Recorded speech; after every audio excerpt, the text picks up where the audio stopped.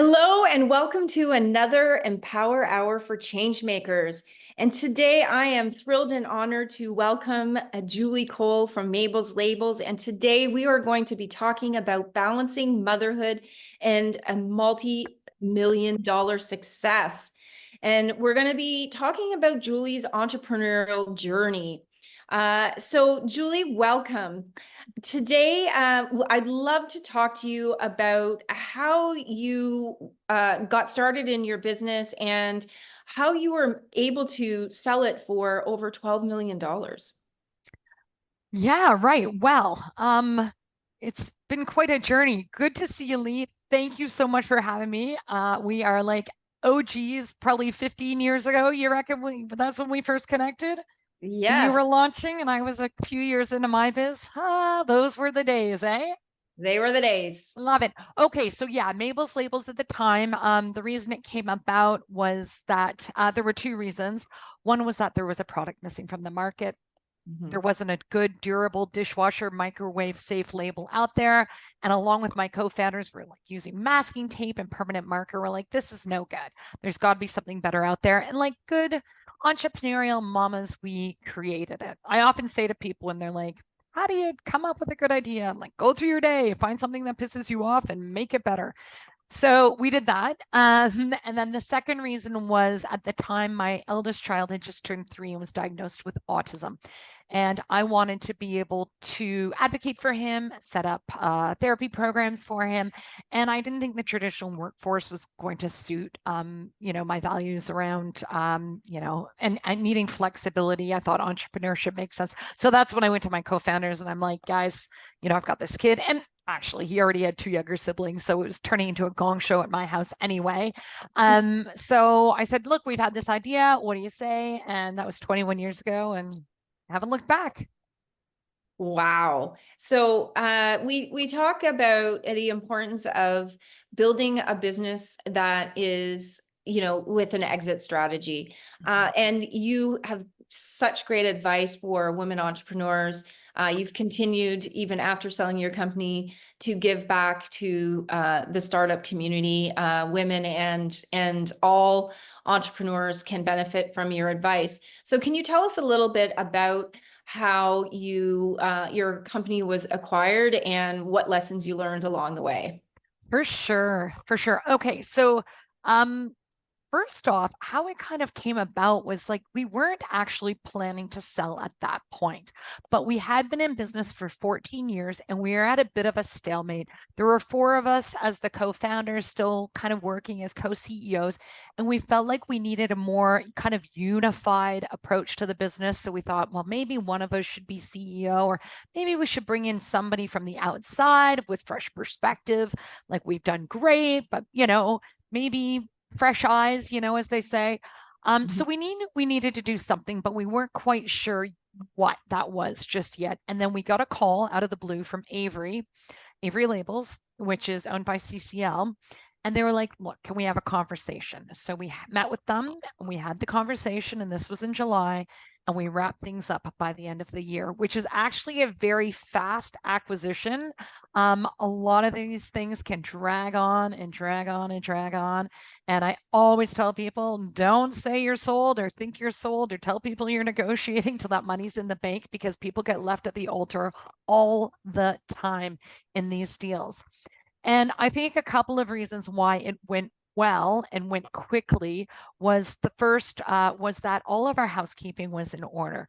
So if you're thinking about selling your business, you want to make sure that your HR and your finance folks, have all your contracts. Make sure that in due diligence, it goes very smoothly. They can see all your numbers, they can see all your contracts, and they don't catch you on something, because that's where they're going to come back and say, actually, look what we found under the covers and it's kind of nasty, and we're going to offer you $1 million less.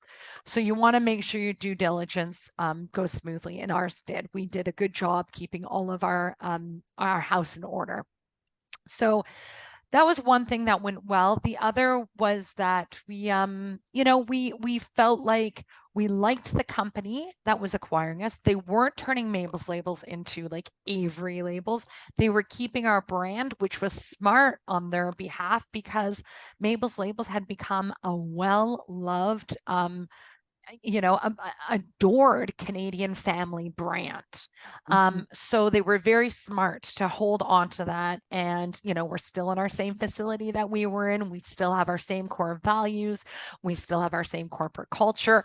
And that was the stuff that they wanted to hold on to. So that was very attractive to us. And then at the end of the day, too, you want to make sure the number that they're paying you for your business is appropriate as well, because you can't be giving away your business for free. You spend a lot of time. We made a lot of labels in a basement till 2 a.m. We got a lot of sweat equity and equity in this thing. So you want to make sure that the number is right. And, if you are thinking about selling, often how they get to the number of what they're going to pay for it is they look at your EBITDA and then they times it by like 5. So for us, actually, at that time, we were doing not a growth year, we were doing a planning year. So we had spent a lot of money on a website, we had done other investments. So our EBITDA, our bottom line wasn't super high that year. And that was done very intentionally because we were building so that in 2 years it would be high. So when they came back to us with a number, we're like, whoa, whoa, whoa, you came to us. This, you're going to be benefiting from all the investments we've done this year. So, we need a number that reflects that. They were like, we totally get that. And they saw the investments that we did. They knew the value that it would bring. So I would just advise that if you are going to sell your company, when you put it out there, you want to make sure that you're focusing on having that high EBITDA. So I think, from a professional standpoint, having that, and then from a personal standpoint, make sure you have a good accountant. Our accountant, I don't know, he just, even 2 years before we listed, maybe in his mind, he was also a very good business mentor. He maybe thought, look, they're 12 years in, eventually they're going to want out. And because he said, come on, girls, I want you to set up holding companies. Let's get this sorted. Let's set up trust funds for kids so that if you do have a big cash influx, you have places to put it in tax effective ways. Oh, wow. That's so interesting to hear how you went about doing that. And obviously it worked out really well. And you're still, correct me if I'm wrong, you're still with the company. Yeah. So tell me about Yeah. what that looks like now. Yeah, so I am still with the company. When we initially did the acquisition, so I was part of the deal was I stayed on for a year, and it's been 6 years now or something, and I'm still here. I'm a regular old employee, but it's great, and I stayed because I love it. At the end of the day, at the end of that year, I will warn though that sometimes make sure if you're selling that you understand what it's going to look like if you stay on, because it can be very challenging. I have a friend who sold his company and it was a 3-year transition. And by the end of the 3 years, he was dead inside. He hated his own company Mhm. that he had created, so it is hard because sometimes, they'll do things differently. They'll move in a different direction. So make sure you know what it's going to look like before you sign on for too long, because it is your baby and you're handing over the reins, and that can be very emotional. Entrepreneurs can be control freaks. So you want to make sure you know what that looks like when you do that transition. So yeah, I've stayed on, and the other 3. So one stayed on as a general manager for a few years, or a couple of years maybe, and she's gone. And the other 2 right away started doing other things. 14 years is something. There's other things you want to try and do and get out there, and yeah. So it's been quite a ride. Wow. So that leads me to another segue based off of the advice that you shared. And that is that, you had other business partners who happened to be friends and family. And so when you go into a co-founding situation with friends or family, that can be challenging. So what advice do you have for managing those relationships? Yeah, I think a couple of things. I always say know who you're getting in a bed with, whether that's even your suppliers or you're doing a collaboration with another company or your co-founders or your team members. And I think when you go into it, I mean, there were a lot of advantages we had to having the 4 of us. We could do that, divide and conquer. It wasn't like me researching all the label making machines. Somebody else could do that. I could write a press release. Somebody else could deal with the banks and whatever. So we could divide and conquer. And that, I think, really contributed to our early growth. But of course, there's lots of spicy conversation. There's lots of personalities. So you need to really learn how to communicate well with each other, which can be a challenge, right? So we felt like we really had to, and we didn't always get it right. And, we ended up getting a business coach to help us and give us strategies. And we kind of learned how each other receives information so that we could make sure that we were giving it in a way that could be received better. So you learn your different personality styles and communication styles and really try to work with that.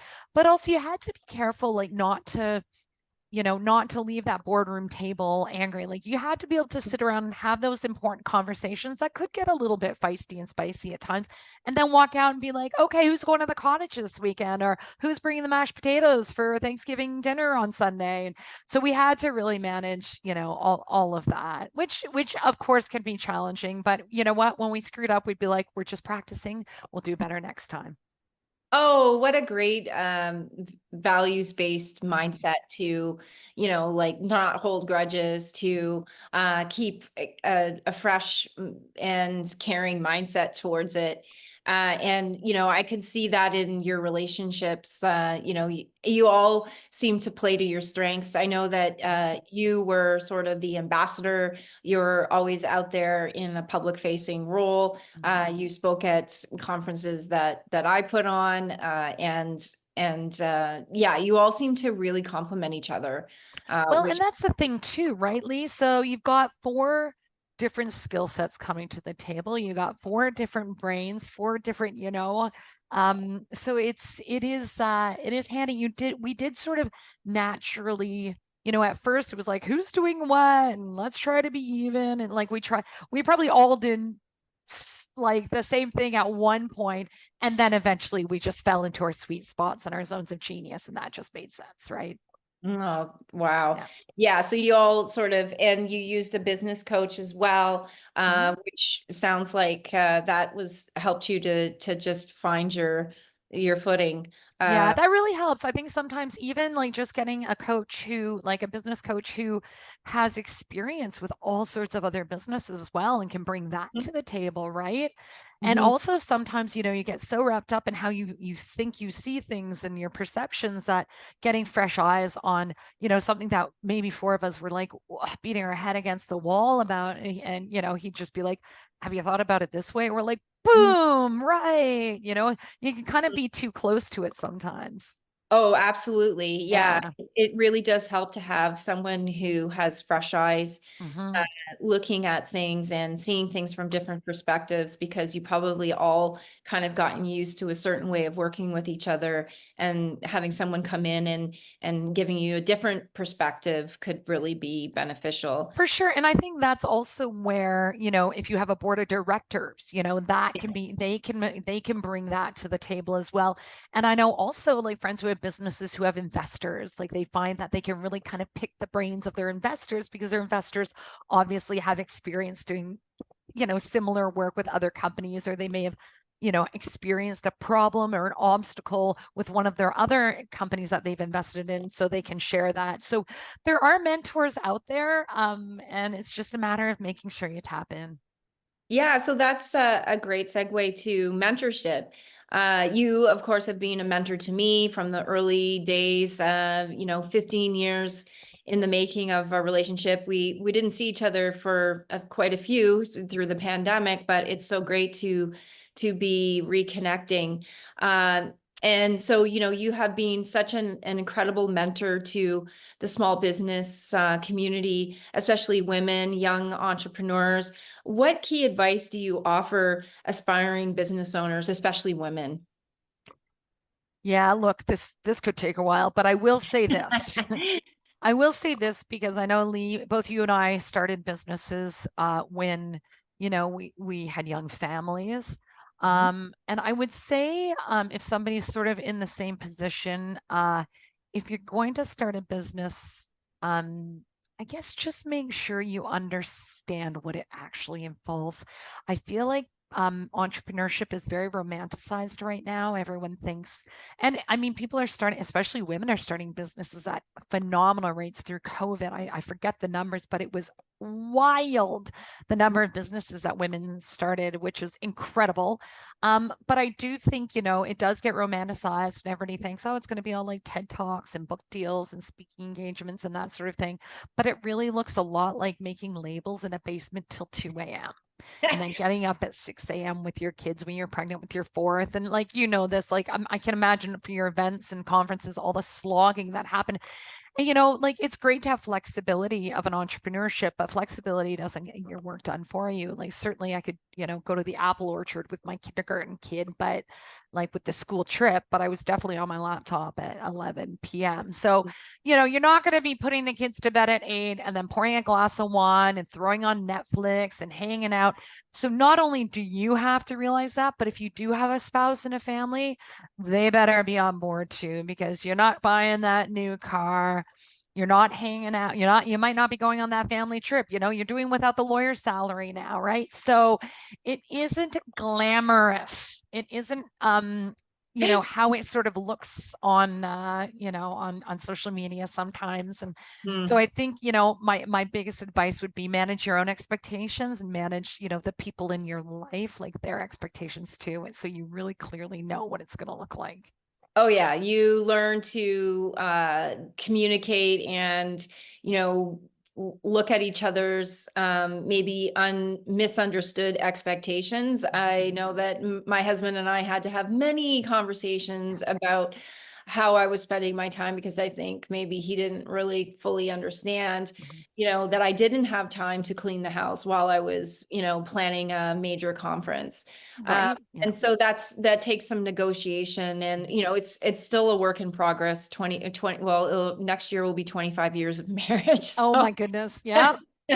yeah. But So, that's where I say even like, getting help and making sure, I always joke that I got a nanny when my fifth kid turned 1 and it was 3 kids too late. But even, the house thing, like, you know, get somebody to clean your house. I don't care mhm. what, like, I don't care how expensive you think it is. If it's too expensive, feed your kids more craft dinner. Like these, like that's the sort of thing that is going to save your marriage. Marriage counseling is cheaper than therapy. You have to know, you have to really understand to get the help where you need it so that you can bring your best self to where it really matters. Does it matter if I do a really good job cleaning the toilet? No. Does it matter though if I really am connected with my kids or I'm running a successful business or my team feels they can rely on me? That's the stuff that matters.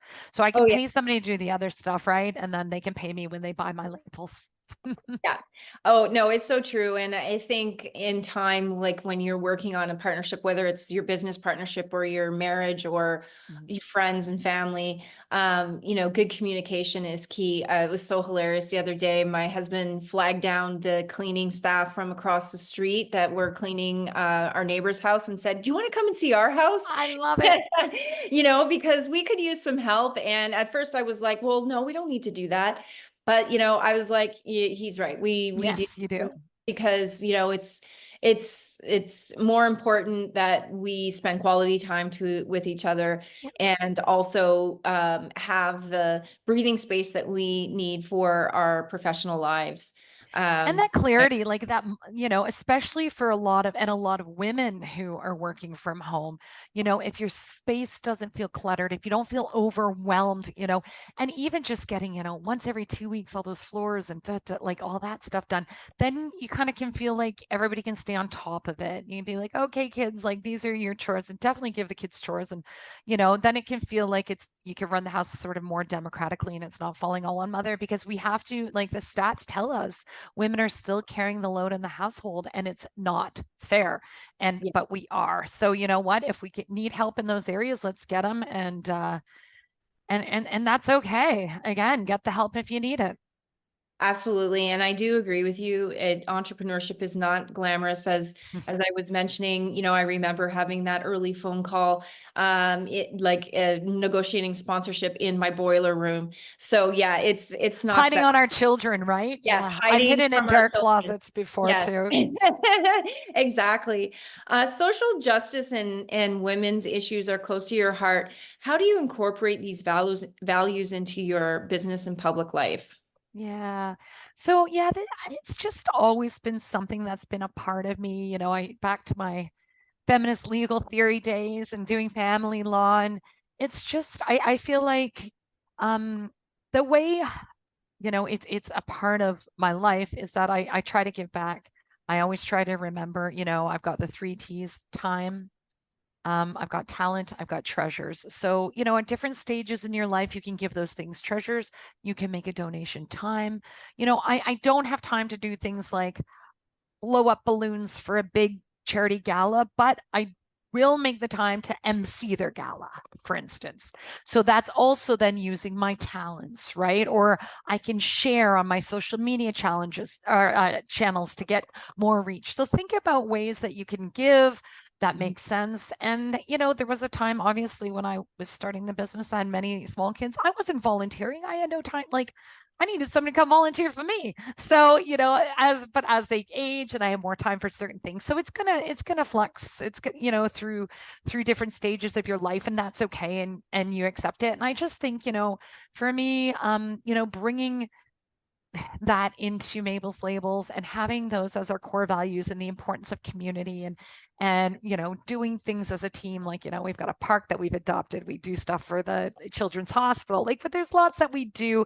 And it really brings us together as a team, and it feels really special, and it's just intertwined in our core values. So it's interesting too, because one thing that we also know is that women leaders, women who are CEOs, are actually their companies are more philanthropic. Their companies do more good. So I think the moral of the story there is that we need more women leaders. Absolutely. You are telling the truth, and you are such an incredible change maker. And I know we need to wrap up this interview because you have many things to do. You're a busy businesswoman.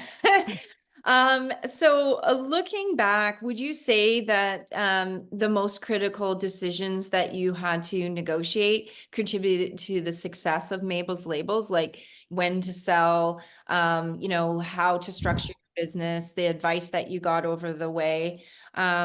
Yeah, how did you work through that? Yeah, I think, you know what? I think some of the successes come from, like I said, having the four of us, having four brains at the table, dividing and conquering, being able to do that. I think also, having that camaraderie. I see how lonely it can be for solo entrepreneurs. And, there were those times I wanted to throw in the towel. There were those times they wanted to throw in the towel, but because we had each other, we had that community. And remember, Lee, when we got started, that was like before social media. I mean, I do feel like now entrepreneurs can connect more online. It's a very different culture out there for entrepreneurs, and making those connections. We know how it can be very isolating. Entrepreneurship, not unlike motherhood, can be isolating. So it is important, your network is your net worth, connecting with other entrepreneurs, connecting with other parents, and doing that sort of thing. And I think recognizing that and recognizing the importance of the Mabel's Labels community and honoring our customers and treating them like our customers are, we love them. Like, we love them. Like, our customer experience is everything to us. And creating a community where we're always trying to make, parents' lives easier, not just with our products, but with every bit of content, with every blog post, with every product we create, all of that stuff. I think that's all contributed to the success of Mabel's Labels. And most of that has been thinking about corporate culture and thinking about our customers and thinking about our core values. Yes, absolutely. And one thing that I always tell I tell your story a lot to people because I always found one thing that you do really interesting from a branding perspective. And that is, you told me years ago when I asked you for, kind of getting your story out there to the world. I think one of the questions I asked you is like, what's your marketing strategy? How do you build your brand? And I remember you said that talking about labels is boring. So, you can there's only so many ways you can talk about that, right? There's not a lot of conversation Yeah. around And the that like was, as you talk about that's so motherhood great. and organization Yeah. and That's right. That's so great the way you say that. And that's about like, I think yeah, the way and knowing your market because, moms don't want to buy from nameless, faceless brands, right? You got to be out there. You got to be visible. You got to be, that's going to create credibility, which is loyalty, which is business, right? So yeah, I was blogging back in the day about trying to get through the day without smelling like baby vomit, just like our customers were, which made me relatable, which made people feel a part of our community and made them buy from us. yes, exactly. And the whole idea is, like Simon Sinek talks about, it's not about what you do, it's about why you do it. And, Yeah. you just wanted to make mothers and families' lives easier and more organized so that you can be happier in your everyday life. And yeah, we have many Mabel's labels still around our home and our kids Yay. are in. Yeah, I still use them. I have one on the back of my phone. Look at that. See? Samesies. I love Isn't that funny? it. Okay, so let's end by asking you what is next for you, Julie? Is there anything that you want to share with our community? Okay, let me share this. I wrote a book a couple years ago. I didn't know And that. I did. It's called Like a Mother, Birthing Businesses, Babies, and a Life Beyond Labels. And I have a copy around here somewhere. And it is full of my life hacks, my parenting hacks, my business hacks. So make sure you grab a copy. You can find out everything about me at mabelslabels.com/Julie Cole. You can order the book there. You can see media appearances, yada, yada, yada. So it's all there. And of course, follow me on all the socials. Okay, perfect. We'll include that in our show notes. That's great.